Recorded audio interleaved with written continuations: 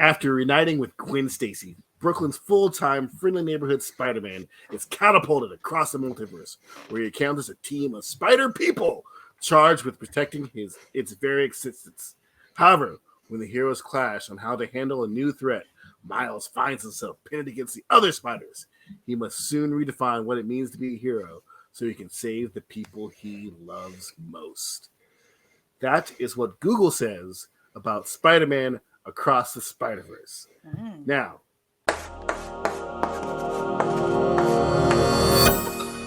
if you're joining us for the first time, or if you've been here before, if you don't know, now you know. For everything we do, we give it a 1-sentence review. All right, Lisa, go ahead and give us your 1-sentence review for Spider-Man Across the Spiderverse. My 1-sentence review is: it's time to party like it's 2099. All right, we're done, everybody. This show's over. Thank you all for watching. It was a good run. It was a good run. Embarrassing part of the show. It's over. We jumped the shark. All right, Jason, hit us with your 1-sentence review of Spider-Man Across the Spider-Verse. Hopefully, this is a canon point across the comic book movie universe. Wow. See what he did there? He used the thing to put in the thing. Yeah. All right. For my 1-sentence review for Spider-Man Across the Universe is: this movie has me fully entangled in its web. Good job. You steal that from the New York Times. Yeah. Did I? Is it? Oh, man. No, I don't know. No, that's not on the spot. But thanks, everybody, for joining us. Please, if it's your first time joining us, or if you've joined us for many times, please do the thing that we always ask you to do, which is like, share, subscribe. Also, interact with our content. Comment. Comments are great because, as you know, or if you don't know because you're old and your mind is feeble and you don't know anything about the internet, if you comment, you feed the algorithm. What the algorithm is a wizard inside your computer. And you feed him, and he uses his magic to create us money. So, feed the wizard, get us money. So go over there to the internet machine, type in the words, and feed the wizard, please. See, that's a good analogy right there. I'm sure. Yes, that was fantastic. Fantastic on the spot. Best thing There's ever. an 80-year-old man who's like, I finally understand the internet. Felt like a very newspaper-esque one to use. I don't read the newspaper. I'm not 90. Do newspapers still exist? They do. They do. You have to like special order it now, though. Yeah. Or newspaper boys who have to ride their bicycles and they only have to deliver like 4 papers. I don't think that's how they're delivered. But... No. No dogs are chasing them down the street. None of that. No. It's like, why do I still do this? Only 6 people have papers. Like, I'm not getting paid enough. Do love knock that on the game, door is that like, game y'all so know y'all can get this on the classic. internet, right? I'm like gonna go play 87 ads, Paperboy though. when I'm done. Play some All right, Paperboy when I guys. leave. Let's hit our pros. Let's get into our pros of this movie. Pros and cons. There's not really a pros sort of thing that we can yell. Pro. I don't know. We could do some like pros before hoes or Pros before hoes. I agree. I approve. I approve that message. I don't want to start. You can start, Jay. I'll go. You want to start, Lisa? Jason? Go ahead, Lisa. Ladies first. Okay, we're I'll start. progressive. Okay, pros. My first pro is J. Jonah Jameson aspires to be like Miguel O'Hara. I didn't know if I was like surprised that there could be someone who hated Spider-Man more than J. Jonah Jameson. But guess what? It's Miguel. I hate your ass. I don't want to see your face. Yeah. He's just like a hater. And I loved it because it's like, you don't know if you're supposed, like, I remember there was one point where I was like, who's the bad guy? You know, and I love that. Like that was like one of my favorite things when you know Spot is the bad guy, but is that right? His name is the Spot? Yeah, that's a Spot. Yeah. Mm-hmm. You know he's a bad guy, but like also like Miguel is he's a dick. He's a And huge dick. yeah. So If I can add an addendum to that, yeah, go ahead. I love the fact that Miguel O'Hara is his antagonist because he's the guy who's saying you're not the most Spider-Man guy, and he's also not the most Spider-Man of the Right. Spider-Man. He's Yeah. like both of you guys are like the same dude. It's like the Spider-Man pointing meme that they have. They're pointing at Yes. each other. It's like you're not a Spider-Man. Well, you're not a Spider-Man. Like neither of you guys like are Peter Parker, so you're not Yeah. Spider-Man.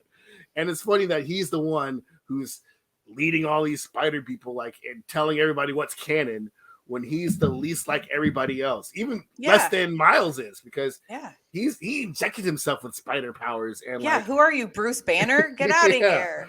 So I really like that he's the foil to Miles because they're exactly the same person, really. Yeah. So, I don't know. Is he the foil or is he? I mean, he is a dick, but I think he is justification for being a dick. I mean, but I like, don't think he's the foil to Miles because technically, if the script was kept the way he written it, Miles would have never been involved at all to know anything about any of this. But the person that we'll talk about later on kind of ruins that. So I don't know if he's really the bad guy in this movie. It's like he had a plan to quote unquote save the multiverse that's kind of being ruined by a kid who's kind of being selfish. Let's call it what it is. And he's like, nah, I can't let you get this type of shit roll. Like I gave up stuff. Everybody gave up stuff. You're not gonna give up stuff, and we got to make sure this rolls. Like, see, the difference is everybody gave stuff unknowingly, right? It just happened to them.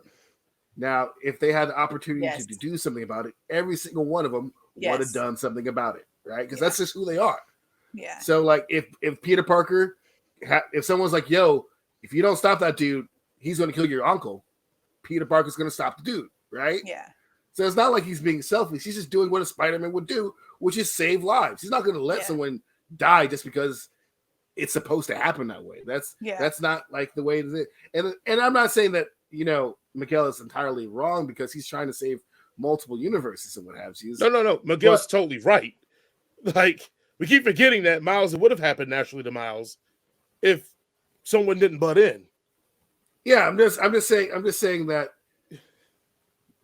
personality-wise, Miles is in the right in the fact that if he has the information to save somebody, he's going to save somebody.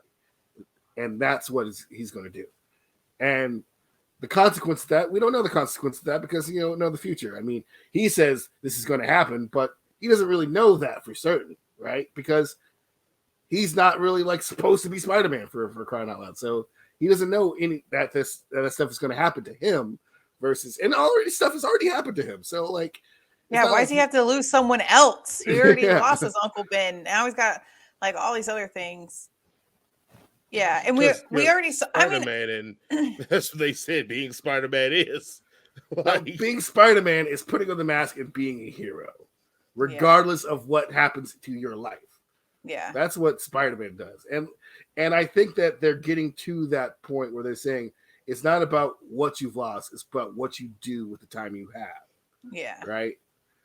And that's where they come to button heads because Miguel is trying to avert disaster by it's a utilitarian, like I'm going to do the most good by harming these people rather than just figuring it out afterwards, what happens afterwards. It's like it's a trolley problem, whereas he knows people are on the track, right? Whereas Miles doesn't know anybody's on the track. He's going to see the 5 people and save them without thinking that track is on another track has 4 people on the other side or whatever. Yeah. It's just they're looking at the problem from 2 different perspectives. Yeah, I don't think either one of them are wrong. I don't think, and I think they're just doing what they both think is right. And I do think ultimately they're all gonna join forces to beat the Spot. Yeah. So I think ultimately they're all gonna come to some sort of agreement. So I just love how right now we're sitting here talking about a Spider-Man and if he's a good guy or a bad guy. And I agree. I don't think he's the foil, but I love that we're talking about it and wondering if he's the foil, and and it's kind of overshadowing the ultimate bad guy who's literally just like just nuts. Yeah. Right. Also, too, I have rebuttals for everything I just said, but I'm going to claim to let Lisa claim her time. Yeah, claim your time, Lisa. We're only on the first one, guys. Yeah. Okay. Also, look at my cat so we can clip this and then we can go viral because cats get a lot of views. Okay. Okay. So my next pro is Spanglish is finally recognized as an official language in the Bronx. That's on my list too. So, as a person who studied Spanish most of her life, I always thought that it was so funny when we had native speakers in the class who were asking me to help them with their homework. And I'm just like, what is even happening? Like, I don't know if I even speak the language. Or like, it's different. So I loved it. And I think this is one of my favorite things about Spider-Man in general, is it, like, New York is almost another character, you know, like it really celebrates New York diversity, the culture, all those things. And anytime Miles's parents were on the screen, it was always very genuine, and it felt like anybody's family, like you could have known that family, you know, growing up. So, you guys got anything to say? Can I add into that? Yeah, go ahead. Let's go. Go ahead. Yes, Jason. What was your headline for that? It was Spanglish as well. Okay. That I guess I'm going to go on a different sort of rant here because I love Miles Morales, but there's something that there's kind of like a discourse about him, where like is he Latino, is he black? And the thing is, he's both without necessarily being mixed, because you can be black and Latino or Latina or whatever you want to do, or black and Hispanic. There are people out there who are like that, lots of them.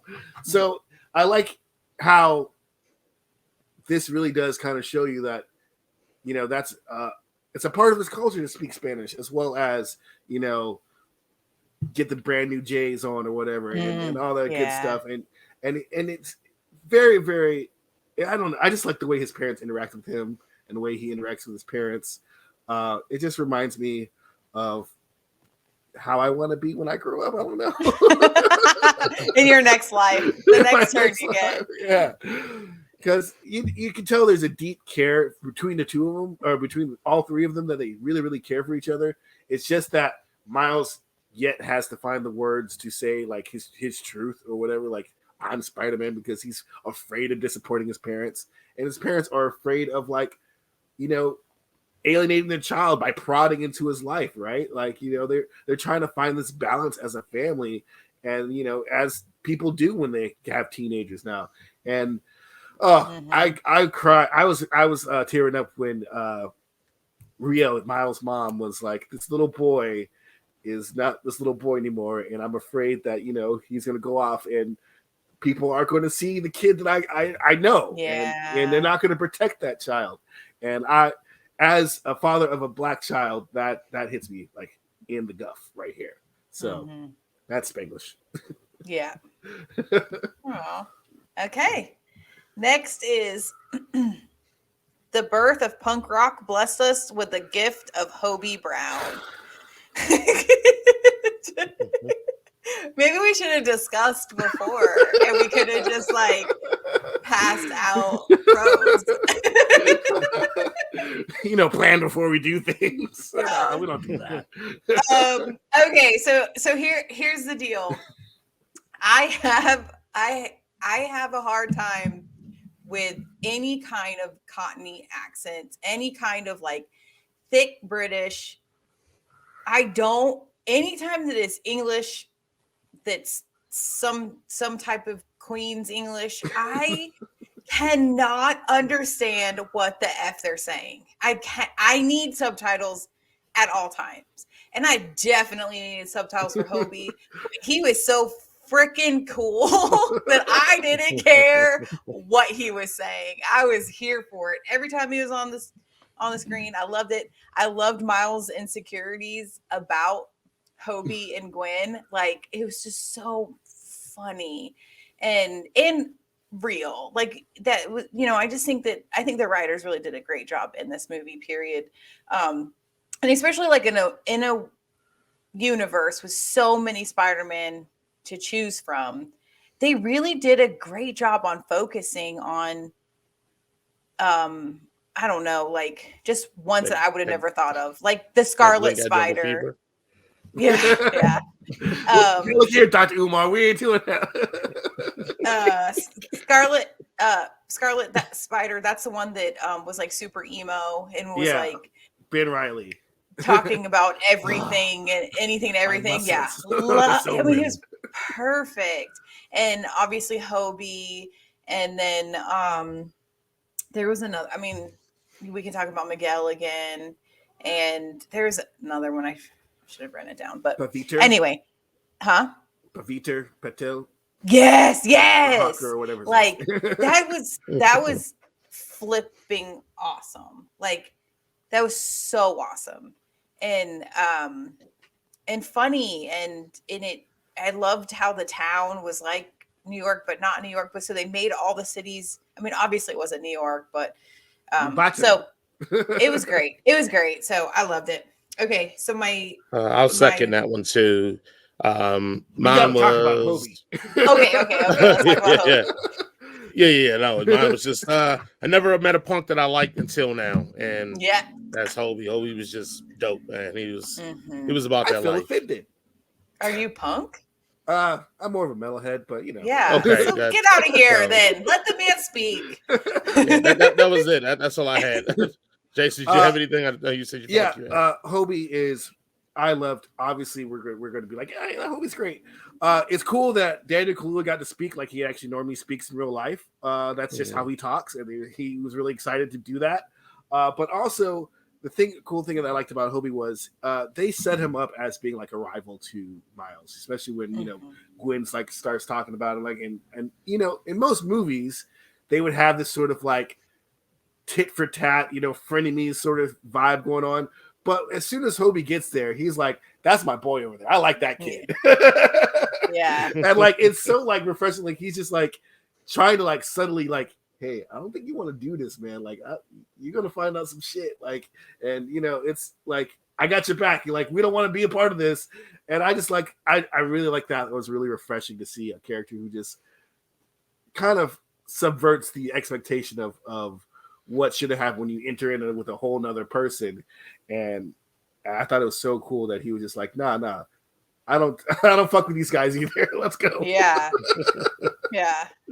I'm just here for the cool bracelet. Yeah. Just looking out for my drummer, man. Yeah. And that ass. Okay. My final one.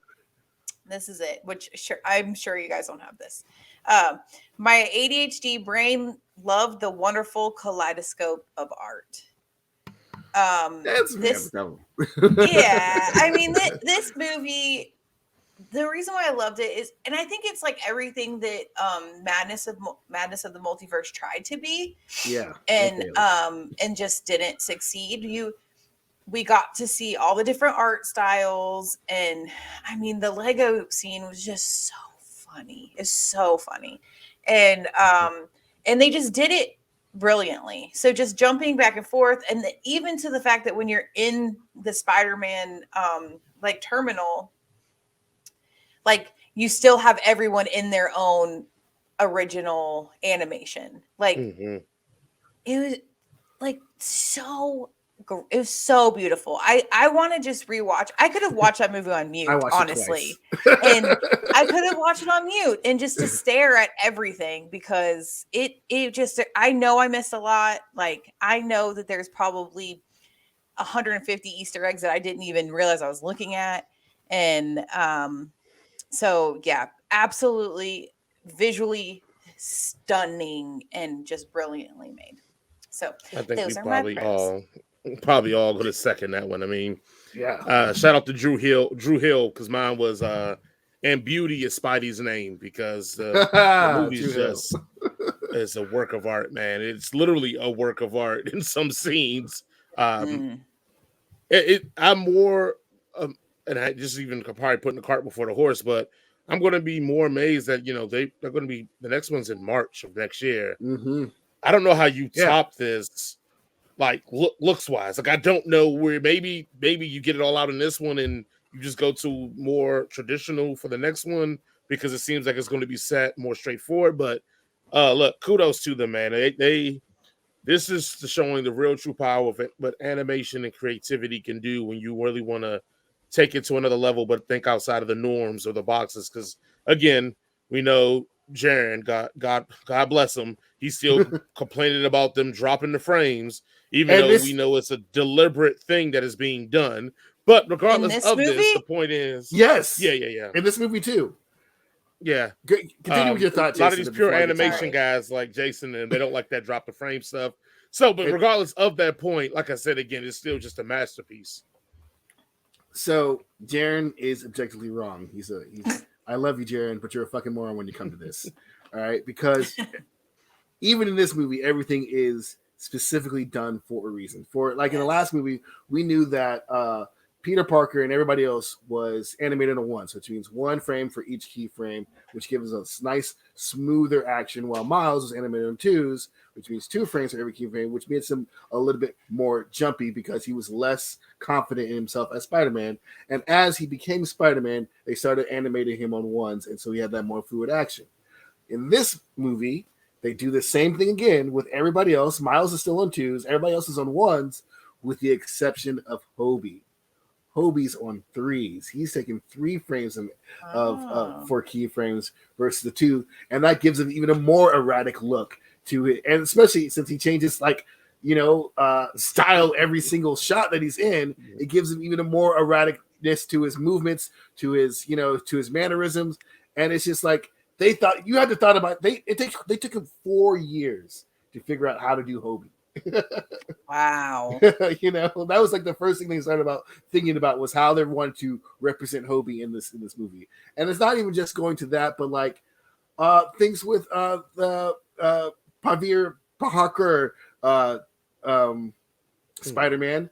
They incorporated like Indian martial arts into his movements, and just the way that each character moved differently. It's just all so many different levels of different styles of animation, from the art styles to just the way each character moves. It just hits on so many levels. It's so crazy.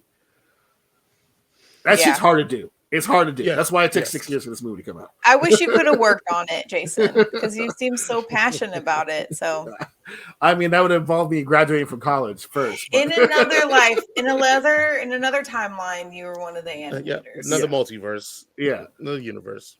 Yeah. Jason, would you like to go next, or you want me to go next? I'll go next. Okay. We'll go over the couple. Obviously, Hobie and the animation is one of those things, but one of my first one is a diverse group of individuals assembling at the table, right? Like you could tell that they had various color in the writing room. From Miles' interactions with his parents, especially that part where Gwen uses their first names, and they're like, "She used our first name." That's exactly something my mom would have done. Yeah. like who does bitch think she is coming to my house using my first name? Never. I never. And I couldn't, because they were saying that, and I'm like, is it because I'm a Southerner? Because I would never either. But is it a Southern thing? It's probably a Southern thing, but it's a lot of Southern culture comes from Black people. So okay, I mean that's fair. Okay. So right. So it's a Southern thing, but it's also like, a lot of minority groups would find that disrespectful. But also to the point where Curran Sony, the guy who voiced Peter Parker, like they had trouble like not only designing the character, but also like those scenes in Mumbai, because they're 2 white dudes and a black dude that were directing this thing. They don't know shit about India. So they had this dude come in here. It's like, hey, what would you do to like make this more authentic? He had a voice not only designing the character, but also in his lines and like, the whole chai tea thing, which is so funny. It's funny to us. Yeah. Just to make that whole world all the worlds feel authentic. And I think that's really, really cool because they didn't have to do that. They could just I kind of feel like especially if you see the original Indian Peter Parker designs, it's just kind of like they just slapped on something that was vaguely Indianish. but this one feels like an actual Indian person thought of this sort of character. My second pro is Let's Go Lego. That 20-second scene of Lego part, not only was it phenomenal, but it was created by a 14-year-old boy. Stop. Yes. The kid's name is Preston Mutenga. He did a couple of trailers using Legos that they were so impressed that they like literally like called them up. It's like, hey, you want to do a shot for our movie? And he's like, hell yeah. If I don't finish it, this weekend, because like he did it over spring break. He's like, if I don't finish it over spring break, I'll work on it after I get done with my homework. like hell, yeah. It's like that is the dopest thing that I've ever heard of in my life, and I think that's amazing. And not only was that scene hilarious and fun, but it was all done by a 14-year-old kid, man. And that makes it even better. Mm-hmm. And what I was doing at 14 years old, jerking off in the bathroom. Okay. Yeah. Okay. Rated E for everyone, y'all. Rated E for everyone. Okay. And the last thing that Lisa hasn't covered is the colorfully consistent cameos. It's a feast for the eyes, but if you're a Spider-Man fan, if you're just a general Marvel fan in general, there's a lot of things in this movie that are you're like, oh, that's that thing, and that's that thing. My favorite one would be your boy Donald Glover, as the Prowler in that one scene when he was just like, that guy caught me. He was caught by Obi too. It was great. But even all the other various, you guys saw the Spectacular Spider-Man from the old MTV cartoon. You got to see the Spider-Man from obviously the Sony games, because of course they're going to put their video game stuff in there. You got to see Spider-Man Unlimited from that shitty 1999 show. Slow down. Look, they did not carry on with the storyline from the original Spider-Man. It made me angry when I was a kid, all right? Because they ended that show on a cliffhanger, okay? Yeah, they did. But yeah, those are mine that are different from Lisa's. I second the that whole conversation. And my headline was, it must have been Easter because there was a lot of egg hunting.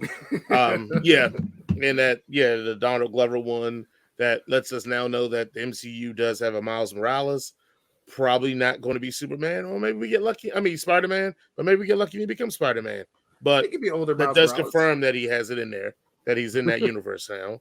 And then I love the bag over the head Spidey from the Human Torch played a trick on him and made him have to take that there. I think they even said it was the Future Foundation Spider-Man in there with the black and white. So I mean, I'm pretty sure every single Spider-Man you could think of is in this movie, and that's awesome, man. I mean, I think it's just great. I mean, we all talk about the funny thing about that is that we talk so much about how many Spider-Man movies have been made in like a 20-year span, and it's overkill. And this movie literally ramps that up to like not even 11, like maybe like 1,000. And it's like, you tired of all these Spider-Men? We're going to give you all of them. You're going to enjoy it. You're going to not say anything about it. You're going to get Tobey Maguire Spider-Man. You're going to get Andrew Garfield Spider-Man. We're going to talk about Tom Holland Spider-Man. Hell, we'll even talk about Spider-Man from 1965. You want a part of that? What do you want? You want more Spider-Man? We got more Spider-Man for you. Which does make me wish that they would have saved the you thing, took it out of the trailer and saved it for the theater. I mean, you still made a pop and laugh, but I wish we wouldn't have known it was coming, the pointing, because I think that would have really been epic if we didn't know it was already in there. Yeah. Did you guys see the black suit Spider-Man? I was looking for him. I did not. And I didn't see him. There was one, it looked like anti-Venom suited Spider-Man. And there also looked to be like a Flash Thompson Venom. I saw the Flash Thompson, but it wasn't. But I was looking specifically for black suit Spider-Man. I mean, if you have a black suited Spider-Man in there, I think you're all in trouble, right? Well, the reason why I was looking is because they keep giving us teasers of Venom, right? Like they had the lady from Venom, and this is not like we had the after credit scene in was it No Way Home? Of Tom Holland. I'm sorry, of Tom Hardy. Yeah. And so they keep they keep dropping all of these Venom, like, I don't want to say Easter eggs, but breadcrumbs. And we saw that Tom Hardy's Venom left part of his symbiote suit behind. So there's some kind of Venom in Tom Holland's universe. I don't know. I kind of like, it's time to deliver on that. I just feel like the bag hits Spider-Man technically is the just removed from the Venom suit Spider-Man. Because that's why he gets it at the Fantastic Four. So I know it's not the black suit, but I don't get what you're saying. It has to be some timeline where he keeps the black suit, but arguably the best Spider-Man suit. The black suit Spider-Man is badass. It's so nice looking, and I don't know. It's just that's just one of my favorite like ones to read. I just like that one, so it's just me. I was specifically looking for it, so. But I mean, there was a lot, so it very well could have been there. We might just have to freeze it frame by frame. Yeah, we'll ask Jared to do that for us. Foundation guy. Future Foundation is a really clean suit too. That's a really good one. But again, it's still black and white, just in a different order of it. It's white and black, not black. Yes. Yeah, there you go. Yeah. All right. I mean, sorry, but that was my second. Yeah, sorry. Do you have anything else? Any other pros, Jason? Do you have any pros? We're in your pros. Oh, okay. I didn't know if you were done yet. Sorry. yeah, we're in your pros. Okay. Welcome to the show, guys. So yes, I have a lot of same things that you guys have had, so that's always great. I did one of it is always bet on black and Latino because it was great to see a movie where all the quote unquote people in there were except for one person excluded was black and Latino. I mean, Miguel, I know he's half white and half Latino, but he's running the whole show there. And then you have Miles, who's black and Latino, and pretty much almost proves himself to be the strongest Spider-Man, or at least the most clever or craftiest. I was going to say, after this, Miles Morales is the best Spider-Man. Like, that's proven, right? He beat everybody. I guess it would have to be. Like, he outwitted and outsmarted all of them. He's the best Spider-Man. Well, we know he can at least excel in critical thinking. Like, he's just kind of like, let me just, okay, I hear what you're saying, but let me just real quick. How about this? How about no to your plan and yes to my plan?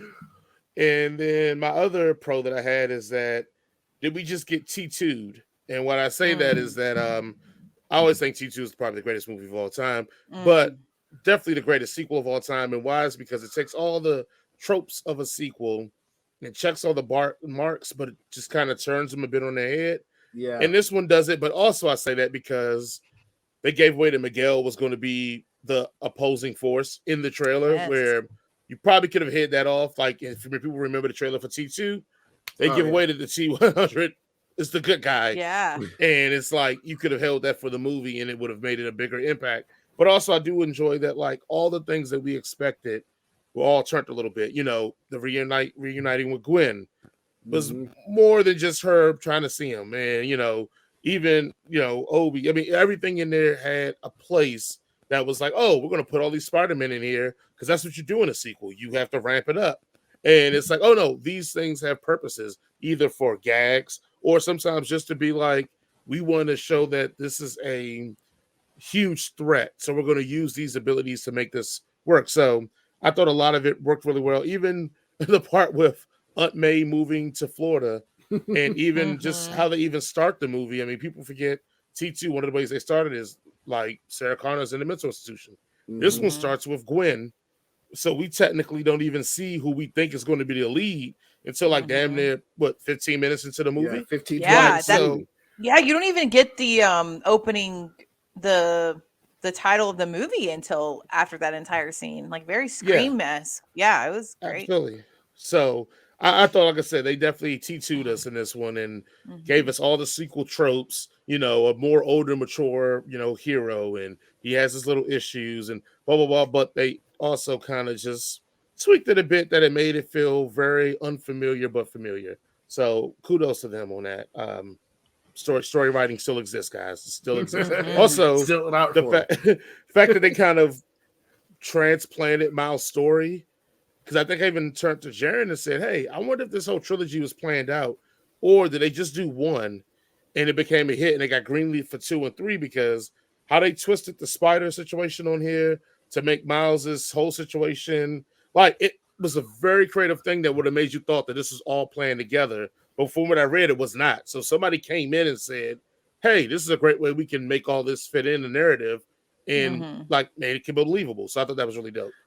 It's very surprising to me that this is not all planned together, because if you go back and watch the first movie, Into the Spiderverse, the spider glitches, right? Like, it's number 42. Like it's not a part of that universe, and they like didn't think that this is going to go anywhere. Like, what? Like, right. I mean, it's really, I mean, I guess they were just like, we have an idea, we'll just put whatever we can do right now on the paper, and if it goes anywhere, at least we have some idea where we're going to go from there. But I'm surprised they didn't already have like 3 screenplays already written and be like, this is the first one, let's hope it does well, here's the second one. But I also want to go back to your Black and Latino point, because this is the blackest movie I've seen since Black Panther. Pretty much every character, with the exception of 2, and there's a lot of characters, are either black or Latino, and or both, and it's I loved it. Spider-Man's black now, everybody. Yay! Star Wars is black, Spider-Man's black. Next thing we know, Lord of the Rings is gonna be black. That's good. Get over it. Yeah, get over it, racist. On to the cons. Yes. Okay. Cons. And these are kind of cons, but okay. First con. Really, Peter? Really? Like, I was honestly disappointed that Peter from, I can't remember which Earth he was, but like Peter, the mentor Peter.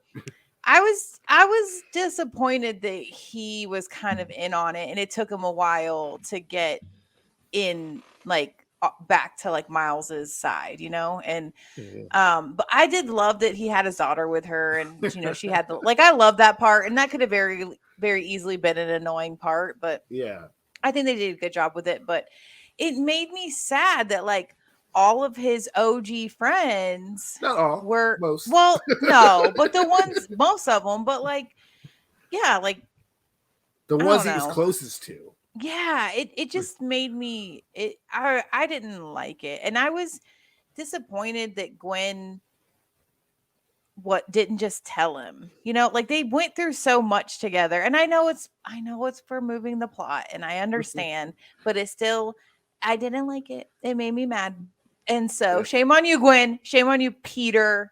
And that's why you can't trust these white women, man. Yeah, I'm saying.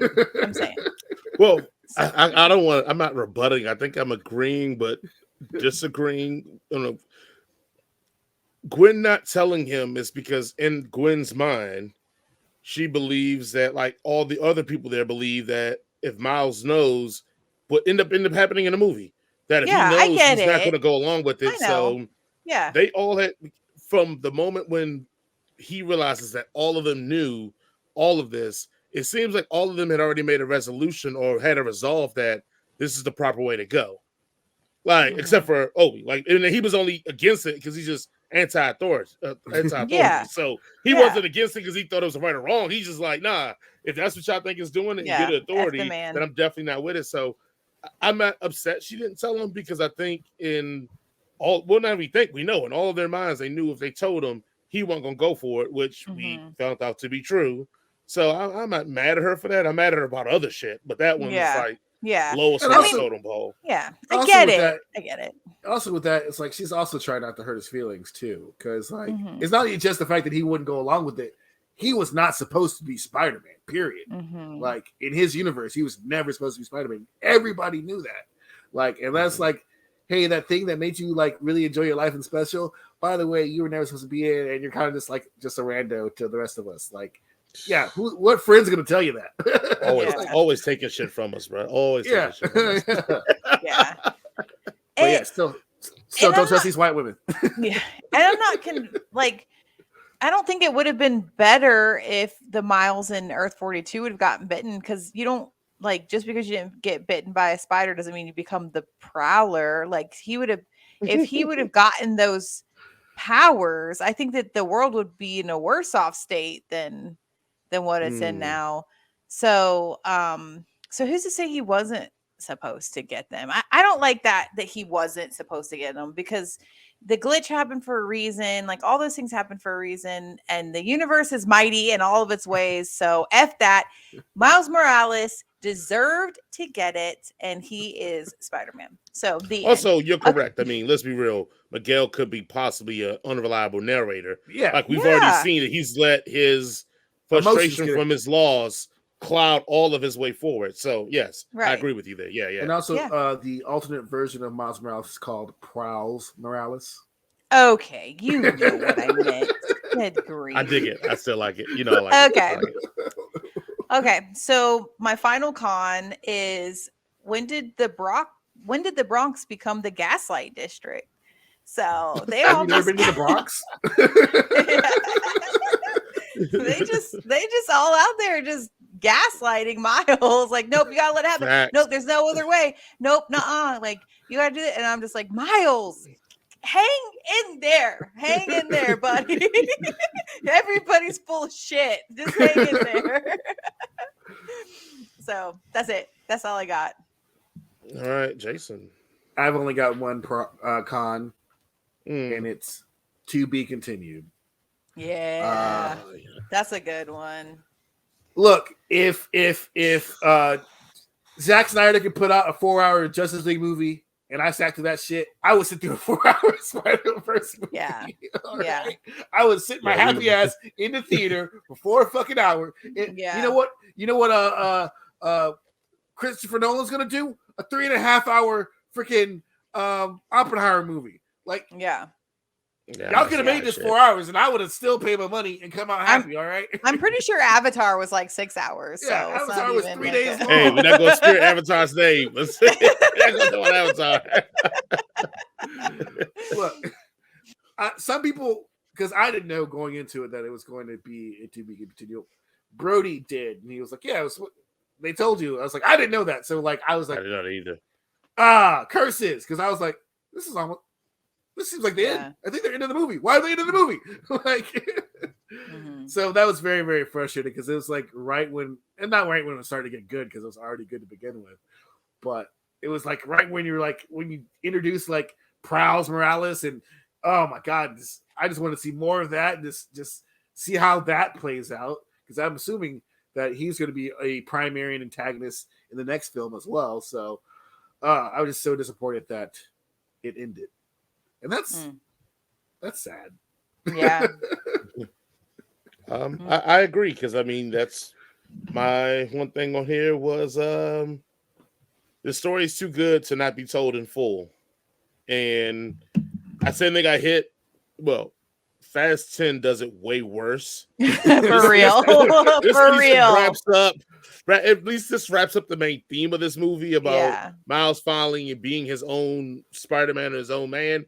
It does wrap that up, but the good stuff that we really want to see wrapped up was not wrapped up. And I was like you, when they got to the end, I was like, oh, this sucks, because I thought it would. I was expecting more Infinity War, less this. Like, where I was expecting it to end with a conclusion, but But I mean, it's not going to hurt my rewatching ability of this movie. Let's just. I already seen it twice. Yeah. I'm itching to go back and see it again if I can find some time to sit down and do it again. Yeah. Yeah. But that was your only. That's my only con. Okay. Yeah. Oh, con. Well, let's see. I have my own list. Don't trust those white women. First con, Miles' simp son. Because come on, Miles, man, we can't do this, man. We can't. We gotta stop doing this for TV. And 2, we gotta stop doing this in movies that the kids are involved in.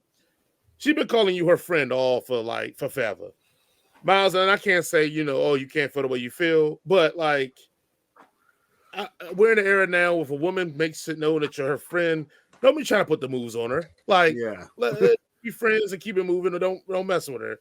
But then also, I hate is like, and it's the same thing me and Jason talk about a lot. I hate it when it's always the black man. The black man is always simping in the movie for Nose someone wide open. Yeah, for someone of another race. But when it's in our movies and it's black on black, the black man is never simping in. He's always like, oh, yeah, the big, strong, powerful black man, and the women are just falling all over him. And it's like, we can have that for other races too. Like other races are attracted to black men, and they Asian will women, black women, Native American Inuits. Yeah, so like it just drives me insane that every time we get a brother in the movie that and it's interracial, it's typically that brother simping.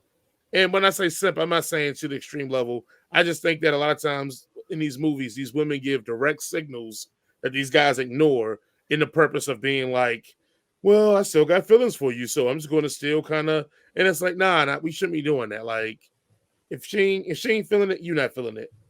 Keep it moving, man. Like you in New York City, bro. It's a lot out Plenty there. of white It's a lot out there. And you got powers. You can lift shit and show off and flip around and run fast. You should be swimming in it. But anyway, I hate that. It just addendum / rebuttal / okay. Like to talk about this shit as the resident simping for white women, black dude. I feel for Miles's plight. Like, you know, you find someone you think that y'all get along with, you know, who actually, you know, pays attention to you, and you know, of course, you're gonna like develop a little crush on her. Also, then my rebuttal is Gwen's fine as hell. Gwen's fine as hell. She really is. She's fine. Like, I'm simping for her. Holy shit! But there's one thing they did not have to do in this movie, and they did it, was when Miles is talking to what's the girl's name? The tech chick, and you see Gwen web him and pull him on while he's talking to her. That's where I'm like, Miles, you gotta do better, boy. Like, because she don't want you sniffing out nobody else. She wants your and that's the shitty part about being in the friend zone. Because you can't go out and be happy. Because that's tell us more, Jason. Yeah. What else? And that's why you should be riding the white pony. Release the snow buddy back in the wild. Yeah. But no, I'll go eat her mayonnaise sandwiches. Well, and let me give a slight defense to the movie in this regard. Like, Spider-Punk don't simp after her, and she says no big deal that they probably are close, or at least to an extent where she feels comfortable staying at his crib. Like, he makes it no big deal. So in defense, that is a brother being like, nah, I mean, it's whatever, man. So just to make this worse, okay. Jeez. You know where I'm going with this? Jeez. Hobie. Yeah. Did he hit it? No. 100% he hit it. No, he didn't. I don't think he did. I don't think he did. Look, she left her jumper at his place. She wearing his shoes. A jumper is a sweater. It's a sweater. It's a jumper. Like, her it's toothbrushes like over there underwear. Did she stash her toothbrush? She got a toothbrush over there, bro. No, that'd be some glitchy shit. I'm not. I don't subscribe to that. Some I don't glitchy subscribe sex. to that. Some of that good stuff, boy. There's this body TikTok. be twisted. This is TikTok where this guy is pretending to be Hobie, explaining to Miles like, you gotta let it go, man. And like he started like talking him out of it. He's like, no, man. I was like, it's like I didn't want how to say this, but I hit it. And then it was like, then you hear all this, man. It's like we all did. Oh my gosh! Everybody but you. Everybody but me. Yeah, no. Just to make things worse, everybody, we have to make these things gross. Cool. And then my last con was so this was a movie with a co-lead because this is damn near Gwen Stacy's movie just as much as this Miles, and I'm not upset about it, but it was very. I mean, talking about the opening sequence is very jarring because I'm thinking, oh, okay, well, this is a weird way to open this, but okay, let's roll with it. But I mean, you can make an argument, not even make an argument. The movie does end with Gwen. It opens and it ends with her. That's usually leading person standards right there at that point. So, I mean, I guess I don't think it's a negative con, but it is something I will put in there that it is just as much her movie But again, I gotta realize too, this movie isn't called Miles Morales Across the Spider-Verse. Right. It's called Spider-Man. So But she's not she a is a Spider-Man. Spider-Woman. So across the multiverse. Go ahead, Lisa. Okay, I also think, because I was at the same time when I was watching the movie, I was like, is she the main character? Like, it took me, and I was like, did I already miss the opening? Thinking that maybe I just completely, blanked through it.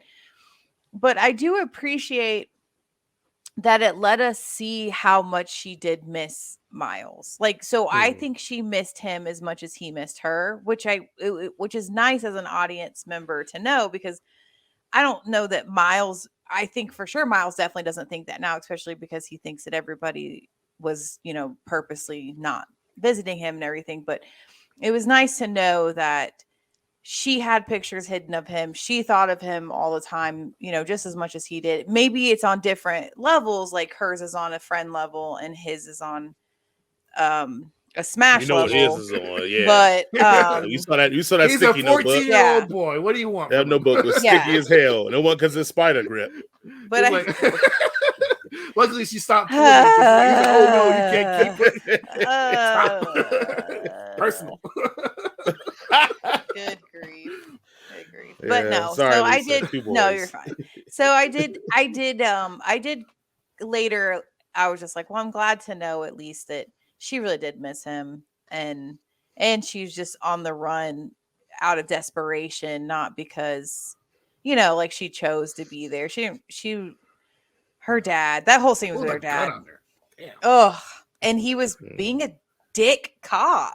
And he's like, oh, armed. And she's like, I'm not armed.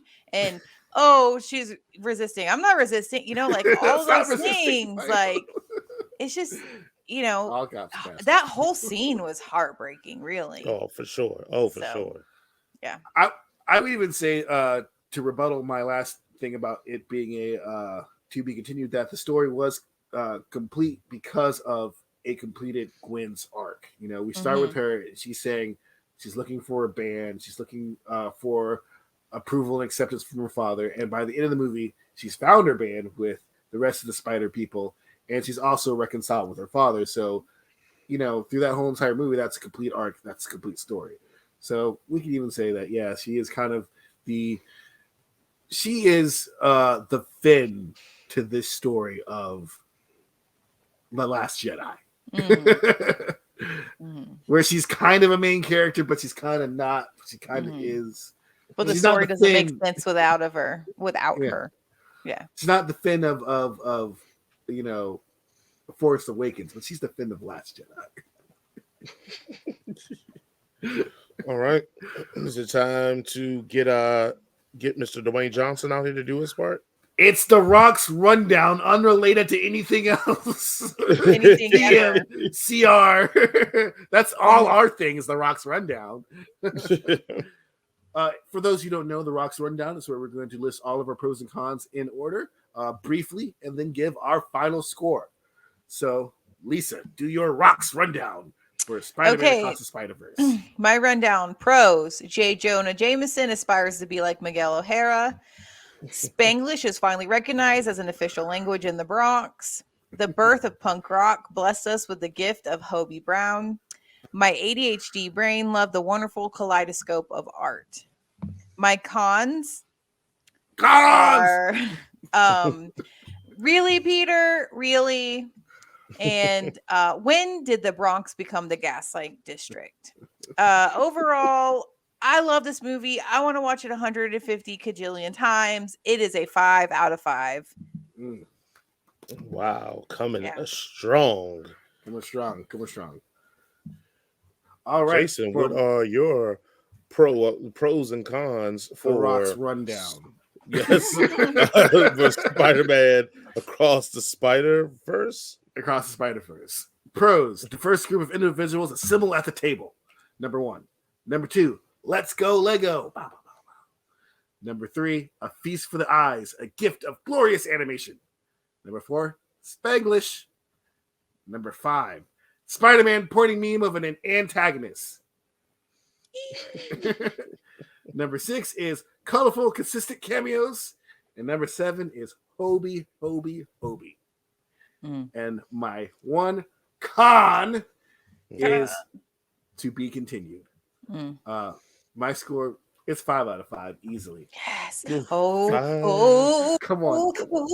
Don't make me. Are you guys doing this to me? Are you guys doing this to me? Okay.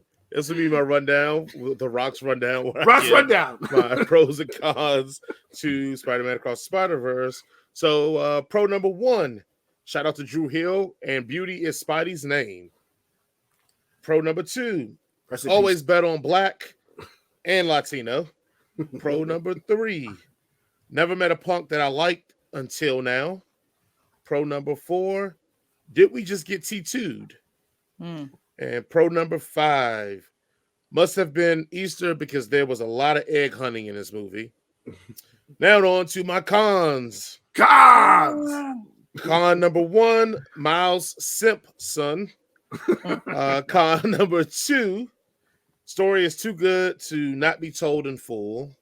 And my con number 3, so this was a co-led movie. And oh man, I loved everything about this movie. I said that the week before we reviewed it. I mean, y'all should know what my rating was going to be because I already said this is probably the best animated movie I've ever seen. Arguably the best comic book movie I've ever seen. Just say the numbers. Ladies and gentlemen, we are going to give this the very rare but very important 5 out of 5 all across the board, ladies and gentlemen. We did it. We did it. We did it.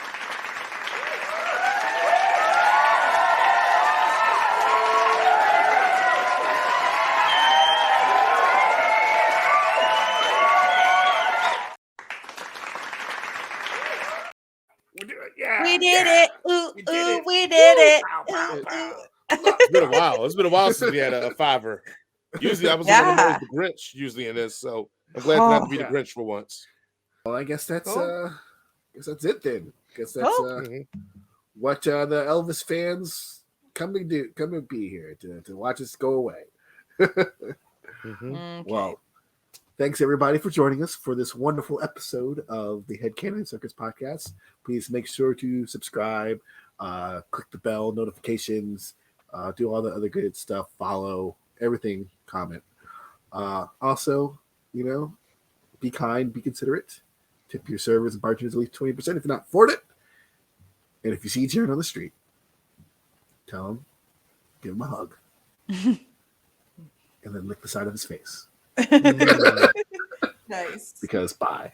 No, that's the worst. That's like my worst nightmare. Don't ever do that to me because I will. My dad used to do that. Punch you in the face. Well, either way, I hope he burns in hell.